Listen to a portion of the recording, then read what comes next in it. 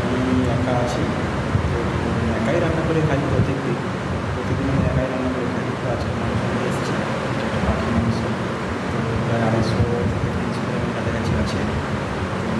এটা একটা পাখির মাংস, 100 টাকা পিসে দিচ্ছে। পাখির নামটা এখানে সরষের তেল মাখিয়ে রেখেছি। দেখতে পাচ্ছেন তেল লঙ্কা আছে, সরষের তেলের বোতলও আছে, প্লাস্টিক গিটার অ্যান্ড আদা রসুন টমাটো কাঁচা লঙ্কা সব কিছু পেঁয়াজ সব কাটা চলছে।